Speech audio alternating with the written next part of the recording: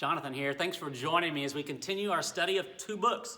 We're looking at the Bible and we're looking at the book, the Catechism of the Catholic Church, which is the definition of tradition in the Catholic Church, of their doctrine and practice. And what we're doing is we're answering a lot of the most common, frequently asked questions of Catholic belief and practice, quoting directly from this book and asking tough questions. In fact, if you would like the whole study for free, this ebook is downloadable, trustworthyword.com/Catholic.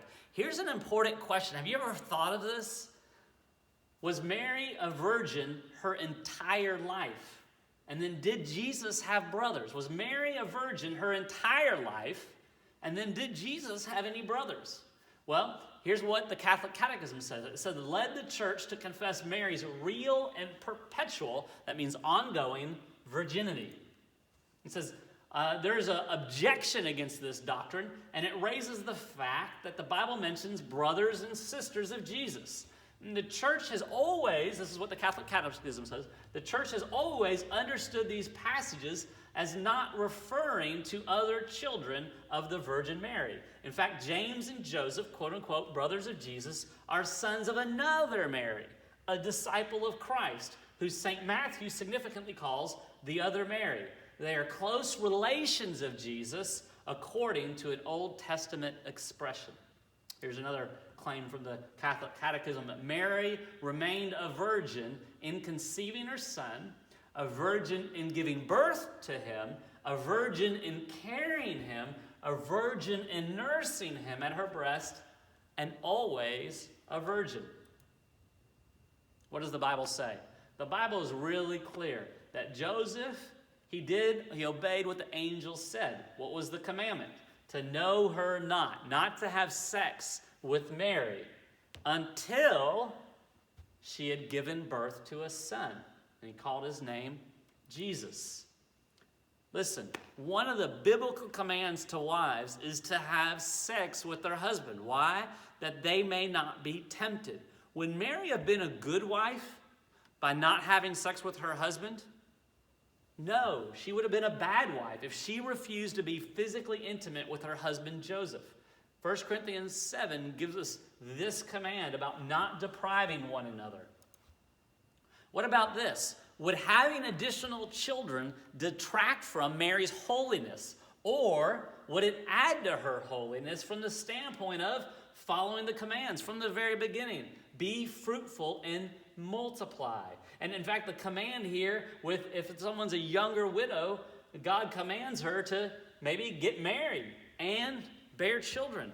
Bearing children is considered a good thing for a woman who follows God. John 2:12. So after this, Jesus went down to Capernaum. This is the reference to the wedding at Cana. Here's what happens immediately after. His mother, Mary, who's just rebuked Jesus, been corrected by him. She's interfered and Jesus has rebuked her. His mother continues and brings his brothers and his disciples. And they stayed there for a few days. In John 2, Jesus has just performed a miracle, water to wine, rebuked his mother Mary in the process. The same passage refers to Jesus' mother and brothers continuing with him to Capernaum. Now, if these brothers are just relatives, then why would they be so involved, traveling so much with Jesus and with Jesus' mother, if they are only cousins or distant relatives? In fact, these quote-unquote brothers are referenced so many times in so many different ways, it's really hard to reconcile that these are just some sort of distant cousins. There's no historical or linguistic evidence that the Greek words used in this passages about brothers and sisters of Jesus support the idea of them just being distant relatives. We've got to go look at the language, and the original language that the New Testament's written in is Greek, and these words do not support the idea that this was some sort of distant relationship. Here's a lot of other references I'll show you, and there's many more beyond this, but Matthew 13. Isn't this the carpenter's son? Isn't his mother called Mary? Are not his brothers James and Joseph, Simon and Judas? Are not his sisters with us? Luke 8, then his mother and his brothers came to him. Listen, if the reference, which the Catholic Catechism says that James and Joseph are sons of a different Mary, why is this going on in Matthew 13? His father, the carpenter's son, his mother, Mary, and right after that, brothers. If these James and Joseph are of another Mary, why would it connect it with Mary, the mother of Jesus? Very important. And then sisters too. Other passages, not even his brothers believed in him. John 7:5, Acts 1:13. They went to the upper room, and look who's there. Mary, the mother of Jesus, and his brothers. And look at 1 Corinthians 9:5. Don't we have the right to take along a believing wife, just like the other apostles? And who else do they point to? The brothers of the Lord. Other places as well. Why? Why would the Catholic Church invent and propagate the idea that Mary was always a virgin? Why, if they would twist the scriptures this way and misrepresent this situation, then what other areas of tradition are untrustworthy? That's a touchy question. But I hope you'll consider the evidence.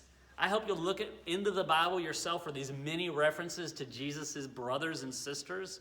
I hope you'll look into the Catholic Catechism and see their claims. But I think the answers are clear, but we have to be willing to ask tough questions. If this has been helpful to you, I hope you'll consider sharing it online with others and maybe going deeper into this Bible study with friends or family yourself. Thank you for joining me.